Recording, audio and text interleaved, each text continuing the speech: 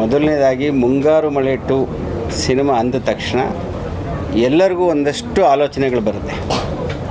ಅಂದರೆ ಈ ಸಿನಿಮಾದ ಕತೆ ಈ ರೀತಿ ಇರುತ್ತೆ, ಈ ಸಿನಿಮಾದ ಕತೆ ಈ ರೀತಿ ಇರ್ಬೋದು, ಆ ರೀತಿ ಇರ್ಬೋದು. ನಾವು ಅದನ್ನೆಲ್ಲ ಆ ಯೋಚನೆಗಳನ್ನು ದಾಟಿ ಮುಂದೆ ಹೋಗಿ ಮುಂಗಾರು ಮಳೆ 2 ಸಿನಿಮಾನ ಹೀಗೂ ಮಾಡಬಹುದು ಅಂತ ಒಂದು ಯೋಚನೆ ಏನು ಮಾಡಿದ್ದೀವಲ್ಲ, ಆ ಯೋಚನೆಯ ಪರಿಣಾಮನೇ ಇವತ್ತು ಮುಂಗಾರು ಮಳೆ 2 ಸಿನಿಮಾ ಆಗಿರೋದು. ಮುಂಗಾರು ಮಳೆ ಸಿನಿಮಾಗಿಂತಲೂ ಇದರ ಕ್ಯಾನ್ವಾಸು ತುಂಬ ದೊಡ್ಡದು. ಅಂದರೆ ಅದು ಕತೆ ವಿಷಯದಲ್ಲಾಗಿರಲಿ, ಕಾಸ್ಟಿಂಗ್ ವಿಷಯದಲ್ಲಾಗಿರಲಿ, ಮೇಕಿಂಗ್ ವಿಷಯದಲ್ಲಾಗಿರಲಿ, ಎಲ್ಲ ವಿಷಯದಲ್ಲೂ ತುಂಬ ದೊಡ್ಡ ಕ್ಯಾನ್ವಾಸಿನ ಸಿನಿಮಾ. ಮತ್ತು ಎಲ್ಲದಕ್ಕಿಂತ ಇಂಪಾರ್ಟೆಂಟು, ನಾವು ಸಿನಿಮಾ ಶುರು ಮಾಡುವಾಗಿಂದನೂ ಅಂದ್ಕೊಂಡಿದ್ದು ಮುಂಗಾರು ಮಳೆ ಬಂದಿರೋದು 2006ರಲ್ಲಿ. ಈಗ 2016ಕ್ಕೆ ಅಂತ ಬಂದಾಗ ಮುಂಗಾರು ಮಳೆ ಸಿನಿಮಾ ಯಾವ್ಯಾವ ಕಾರಣಗಳಿಗೆ ಇಷ್ಟ ಆಗಿತ್ತು ಜನಕ್ಕೆ, ಅದರ ಸೋಲು ಅಂದರೆ ಮೇಯ್ನ್ ರೀಸನ್ ಏನಿದೆಯಲ್ಲ, ಈಗ ಆ ಮುಂಗಾರು ಮಳೆ ಸಿನಿಮಾದ ಹಾಡುಗಳು ಇಷ್ಟ ಆಯಿತು ಅಂದರೆ ಆ ಹಾಡುಗಳಲ್ಲಿ ಒಂದು ತಾಜಾತನ ಇತ್ತು, ಫ್ರೆಶ್ನೆಸ್ ಇತ್ತು. ಸೊ ಮುಂಗಾರು ಮಳೆ 2 ಸಿನಿಮಾ ಬಂದಾಗಲೂ ಕೂಡ ಅದೇ ತಾಜಾತನ ಮತ್ತು ಅದೇ ಫ್ರೆಶ್ನೆಸ್ ಬರಬೇಕಿತ್ತು. ಸೊ ಅದೇ ಥರ ಈಗ ಆಲ್ರೆಡಿ ಆಡಿಯೋ ರಿಲೀಸ್ ಆಗಿದೆ, ಹಾಡುಗಳಷ್ಟು ದೊಡ್ಡ ಹಿಟ್ಟಾಗಿದೆ. ಯಾಕಾಗಿದೆ ಅಂದರೆ ಇದೇ ಕಾರಣ. ಆದರೆ ಅವತ್ತಿಗೆ ಅವ್ರು ಏನು ಅದನ್ನು ಕೇಳಿದಾಗ ಫ್ರೆಶ್ ಅಂತ ಅನಿಸಿತ್ತು, ಇವತ್ತಿಗೆ ಈ ಹಾಡುಗಳು ತುಂಬ ಫ್ರೆಶ್ ಅಂತ ಅನಿಸಿರೋದ್ರಿಂದ ಇವತ್ತು ಮುಂಗಾರು ಮಳೆ 2 ಸಿನಿಮಾದಾಗಲೂ ದೊಡ್ಡ ಹಿಟ್ಟಾಗಿರೋದು. ಸೊ ಆ ಥರದ ಒಂದು ಫ್ರೆಶ್ನೆಸ್ಸು ನಾವು ಇಡೀ ಸಿನಿಮಾದ ಉದ್ದಕ್ಕೂ ಮೇಂಟೈನ್ ಮಾಡ್ಕೊಂಬಂದಿದ್ದೀವಿ. ಅದು ಸಿನಿಮಾ ಕಥೆ ವಿಷಯದಲ್ಲಾಗಿರ್ಬೋದು, ನೆರೇಷನ್ ವಿಷಯದಲ್ಲಾಗಿರ್ಬೋದು, ಮೇಕಿಂಗ್ ವಿಷಯದಲ್ಲಾಗಿರ್ಬೋದು, ಮ್ಯೂಸಿಕ್ ವಿಷಯದಲ್ಲಾಗಿರ್ಬೋದು, ಈವನ್ ಸಿನಿಮಾದ ಪ್ರಮೋಷನ್ ವಿಷಯದಲ್ಲಿ ಕೂಡ ಅಷ್ಟೇ. ಇದುವರೆಗೂ ಒಂದು ಟೀಸರು ನಮ್ಮ ಸಿನಿಮಾದ ಜನಗಳ ಮನಸ್ಸಿನಲ್ಲಿ ಏನಿತ್ತೋ ಅದೇ ಪ್ರಶ್ನೆಗಳನ್ನು ಇಟ್ಕೊಂಡು ಒಂದು ಟೀಸರ್ ಮಾಡಿದ್ವಿ.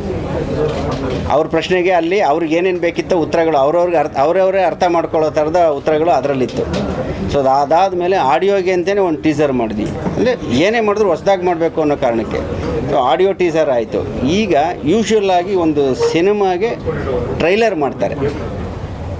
ಅದು ಎಲ್ಲ ಸಿನಿಮಾಗಳಲ್ಲೂ ಮಾಡ್ತಾ ಇರ್ತಾರೆ, ಒಂದೇ ಪ್ಯಾಟ್ರನ್ ಇದೆ ಅಂತ ಅನ್ನಿಸ್ತಾ ಇತ್ತು. ಸೊ ಇದಕ್ಕೆ ಮೀರಿ ಹೊಸದಾಗಿ ಏನನ್ನ ಯೋಚನೆ ಮಾಡ್ಬೋದು, ನಾವು ಹೊಸ ರೀತಿ ಏನು ಹೇಳ್ಬೋದು. ಯಾಕೆಂದರೆ ಮುಂಗಾರು ಮಳೆ 2 ಸಿನಿಮಾ ಬಗ್ಗೆ ಒಂದು ತುಂಬಾ ದೊಡ್ಡ ಮಟ್ಟದ ನಿರೀಕ್ಷೆ ಇದೆ ಅನ್ನೋದು ಎಲ್ಲರಿಗೂ ಗೊತ್ತಿರೋ ವಿಷಯ.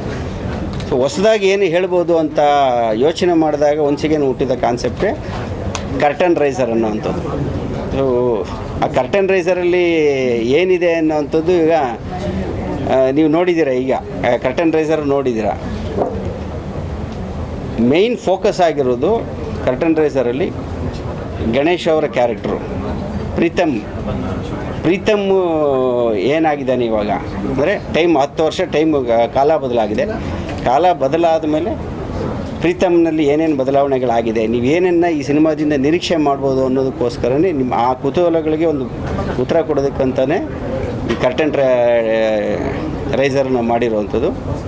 ಸೊ ಹೋಪ್ ಈ ಕರ್ಟನ್ ರೈಸರ್ ನಿಮಗೆಲ್ಲರಿಗೂ ಇಷ್ಟ ಆಗುತ್ತೆ ಅಂದ್ಕೊಂಡಿದ್ದೀವಿ. ಇನ್ನೇನು ಇದೇ ಮುಂದಿನ ಶುಕ್ರವಾರ ಸೆಪ್ಟೆಂಬರ್ 9ಕ್ಕೆ ಮುಂಗಾರು ಮಳೆ 2 ಇಡೀ ವಿಶ್ವದಾದ್ಯಂತ ರಿಲೀಸ್ ಆಗ್ತಾಯಿದೆ. ಇದು ನಮ್ಮೆಲ್ಲರ ಕನಸಾಗಿತ್ತು ಆ್ಯಕ್ಚುಲಿ. ಅಂದರೆ ಒಂದು ಕನ್ನಡ ಸಿನಿಮಾ ಮಾಡಿ ಆ ಕನ್ನಡ ಸಿನಿಮಾ ಬೇರೆ ಭಾಷೆಗಳ ಸಿನಿಮಾಗಳು ಹೇಗೆ ಏಕಕಾಲಕ್ಕೆ all over the world release ಆಗುತ್ತೋ ಅದೇ ಥರ ಒಂದು ಕನ್ನಡ ಸಿನಿಮಾನೂ ಕೂಡ ಆ ಥರ ರಿಲೀಸ್ ಆಗಬೇಕು ಅನ್ನೋದು ನಮ್ಮ ಇಡೀ ತಂಡದ ಆಸೆ ಆಗಿತ್ತು. ಆ ಆಸೆನ ಈಡೇರಿಸ್ಕೊಳ್ಳೋದಕ್ಕೆ ಇದೊಂದು ಬ್ರ್ಯಾಂಡು, ಮುಂಗಾರು ಮಳೆ ಅನ್ನೋ ಒಂದು ಬ್ರ್ಯಾಂಡ್ ಸಿಕ್ಕಿದೆ ನಮಗೆ. ಸೊ ಈ ಮುಂಗಾರು ಮಳೆ ಬ್ರ್ಯಾಂಡ್ ಮುಖಾಂತರ, ಮುಂಗಾರು ಮಳೆ 2 ಸಿನಿಮಾದ ಮುಖಾಂತರ ಒಂದು ಕನ್ನಡ ಸಿನಿಮಾ ಇಷ್ಟು ದೊಡ್ಡ ಮಟ್ಟದಲ್ಲಿ, ಅಂದರೆ ಓವರ್ಸೀಸಲ್ಲಿ 100ಕ್ಕೂ ಹೆಚ್ಚು ಸ್ಕ್ರೀನ್ಗಳಲ್ಲಿ ರಿಲೀಸ್ ಆಗ್ತಾಯಿದೆ. ಅದಲ್ಲದೆ ನಮ್ಮ ಇಂಡಿಯಾದಲ್ಲಿರೋ ಎಲ್ಲ ಮೆಟ್ರೋಪಾಲಿಟನ್ ಸಿಟೀಸ್ಗಳಲ್ಲಿ ರಿಲೀಸ್ ಆಗ್ತಾಯಿದೆ. ಸೊ ಒಂಥರ ದೊಡ್ಡ ಇವೆಂಟ್ ಅಂತಲೇ ಹೇಳ್ಬೋದು. ಮುಂಗಾರು ಮಳೆ 2 ಸಿನಿಮಾದ ಬಿಡುಗಡೆ ಒಂದು ಇವೆಂಟ್ ಥರ ಆಗಬೇಕು ಕರ್ನಾಟಕದಲ್ಲಿ ಅಂತ ನಮ್ಮ ಆಸೆ ಇತ್ತು. ಅದು ಆಗ್ತಾಯಿದೆ ನಿಮ್ಮೆಲ್ಲರ ಸಪೋರ್ಟಿಂದ. ಇನ್ನು ಜನರ ನಿರೀಕ್ಷೆ ತಲುಪೋಕೆ ಅಂತಲೇ 2 ವರ್ಷ ಇಡೀ ತಂಡ ಹಗಲು ರಾತ್ರಿ ಕಷ್ಟಪಟ್ಟಿದ್ದೀವಿ. ಆ ನಿರೀಕ್ಷೆನ ತಲುಪ್ತೀವಿ ಅನ್ನೋ ನಂಬಿಕೆ ಇದೆ. ಮತ್ತು ಇನ್ನೊಂದು ಇವತ್ತಿನ ತುಂಬ ಮುಖ್ಯವಾದ ವಿಶೇಷ ಏನು ಅಂದರೆ, ಮುಂಗಾರು ಮಳೆ 2 ಸಿನಿಮಾದ ಬಗ್ಗೆ ಗೊತ್ತು ನಿಮಗೆ, ಆದರೆ ಮುಂಗಾರು ಮಳೆ 2 ಕಾದಂಬರಿ ಬಗ್ಗೆ ಇವತ್ತು ನಿಮಗೆ ಗೊತ್ತಾಗ್ತಾ ಇದೆ. ಮುಂಗಾರು ಮಳೆ 2 ಕತೆ ಒಂದು ಕಾದಂಬರಿ ರೂಪ ಆಗಿದೆ. ನಮ್ಮ ಎಲ್ಲರಿಗೂ ಗೆಳೆಯರು, ಆ್ಯಕ್ಚುಲಿ ಅವರು ಗಣೇಶ್ ಅವ್ರಿಗೆ ಆತ್ಮೀಯ ಗೆಳೆಯರು, ನಮಗೂ ಆತ್ಮೀಯ ಗೆಳೆಯರು, ನಮ್ಮ ಪ್ರೊಡ್ಯೂಸರ್ಗೆ ಆತ್ಮೀಯ ಗೆಳೆಯರು ರವೀಂದ್ರ ಜೋಶಿ ಅಂತ ಮೈಸೂರಿನವರು. ಅವರು ಕೂಡ ಪತ್ರಕರ್ತರು, ತುಂಬ ಒಳ್ಳೆಯ ಬರಹಗಾರರು. ಅವರು ಇದನ್ನು ಕಾದಂಬರಿ ರೂಪಕ್ಕೆ ಇಳಿಸಿದ್ದಾರೆ ಆ್ಯಕ್ಚುಲಿ. ಸೊ ಸಿನಿಮಾಗೂ ಕಾದಂಬರಿಗೂ ಕಂಟೆಂಟ್ ಒಂದೇ, ಕಥೆ ಒಂದೇ, ಆದರೆ ನಿರೂಪಣೆ ಬೇರೆ ಬೇರೆ ಇರುತ್ತೆ. ಆ ಕಾದಂಬರಿಯ ಮುಖಪುಟವನ್ನು ಮಾತ್ರ ಇವತ್ತು ನಾವು ಅನಾವರಣ ಮಾಡ್ತಾಯಿದ್ದೀವಿ. ಒಳಗಡೆ ಏನಿಲ್ಲ, ಯಾಕೆಂದರೆ ಕಾದಂಬರಿ ರೆಡಿಯಾಗಿದೆ. ಸಿನಿಮಾ ರಿಲೀಸ್ಗೂ ಮುಂಚೆ ಕಾದಂಬರಿ ಬಿಡುಗಡೆ ಆದರೆ ಕತೆ ಗೊತ್ತಾಗುತ್ತೆ ಅನ್ನೋ ಕಾರಣಕ್ಕೆ ಅದನ್ನು ಹೋಲ್ಡ್ ಮಾಡಿಟ್ಟಿದ್ದೀವಿ. ಸಿನಿಮಾ ಬಿಡುಗಡೆ ಆದಮೇಲೆ ಕಾದಂಬರಿ ಕೂಡ ಬಿಡುಗಡೆ ಆಗುತ್ತೆ. ಇಲ್ಲ, ಮುಂಗಾರು ಮಳೆ 2 ಕತೆ ಅಷ್ಟೇ ಈ ಕಾದಂಬರಿ ಮುಂಗಾರು ಮಳೆ 2 ಕತೆನೇ ಕಾದಂಬರಿ ಆಗಿದೆ.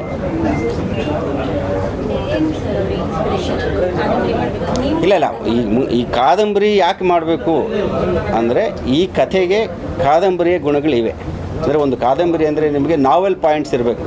ಅದು ಕತೆ ವಿಷಯದಲ್ಲಾಗಲಿ, ಅದರಲ್ಲಿರೋ ಪಾತ್ರಗಳ ಬಗ್ಗೆ ಆಗಲಿ, ಅದರಲ್ಲಿರೋ ಇನ್ಸಿಡೆಂಟ್ಗಳಾಗಲಿ ತುಂಬ ನಾವೆಲ್ಟಿ ಆಗಿದೆ ಅಂತ ಅನಿಸಿದ್ರೆ ಮಾತ್ರ, ಅಂಥ ವಿಷಯಗಳಿದ್ದಾಗ ಮಾತ್ರನೇ ಯಾವುದೇ ಒಂದು ಕಂಟೆಂಟು ಕಾದಂಬರಿ ರೂಪ ಪಡ್ಕೊಳ್ಳೋದಕ್ಕೆ ಸಾಧ್ಯ. ಸೊ ಈ ಕತೆಗೆ ಅಂಥ ಎಲ್ಲ ಗುಣಗಳಿರೋದ್ರಿಂದ ಕಾದಂಬರಿಯಾಗಿ ಕೂಡ ಇದು ತುಂಬ ಚೆನ್ನಾಗಿರುತ್ತೆ ಅಂತ ಅನಿಸಿದ್ರಿಂದ ನಾವು ಮತ್ತು ಜೋಶಿಯವರು ಕೂತು ಮಾತಾಡ್ತಾ ಇದ್ದಾಗ ಇದನ್ನು ಮಾಡಿದ್ರೆ ಚೆನ್ನಾಗಿರುತ್ತೆ, ನಾನು ಬರಿತೀನಿ ಅಂತ ಅವ್ರು ಅಂದಿದ್ದರಿಂದ, ಹೌದು ಸಿನಿಮಾಗಳು ಕಾದಂಬರಿಗಳು ಸಿನಿಮಾ ಆಗಿದೆ, ಆದರೆ ಸಿನಿಮಾದಿಂದ ಕಾದಂಬರಿ ಆಗಿಲ್ಲ. ಇದೊಂದು ಹೊಸ ರೀತಿ ಪ್ರಯತ್ನ ಆಗಿರುತ್ತೆ, ಚೆನ್ನಾಗಿರುತ್ತೆ ಅಂತ ಈ ಅಟೆಂಪ್ಟ್ ಮಾಡಿದ್ದೀವಿ. ಪುಸ್ತಕ ಬಿಡುಗಡೆ, ಸಿನಿಮಾ ಬಿಡುಗಡೆ ಆದಮೇಲೆ ಪುಸ್ತಕ ಬಿಡುಗಡೆ ಆಗುತ್ತೆ. ಕತೆ ಅದರೊಳಗಡೆ ಪೂರ್ತಿ ಕತೆನೇ ಇದೆಯಲ್ಲ, ರೆಡಿ ಆಗಿದೆ. ಕಾದಂಬರಿ ಪ್ರಿಂಟಿಗೆ ರೆಡಿ ಇದೆ, ಬಿಡುಗಡೆ ಆದಮೇಲೆ ಪ್ರಿಂಟಾಗಿ ರಿಲೀಸ್ ಆಗುತ್ತೆ. ಡೇಟ್ ಫೈನಲ್ ಮಾಡಿಲ್ಲ ಇನ್ನು, ಅವತ್ತಿನ ದಿನನೇ ಇಲ್ಲ.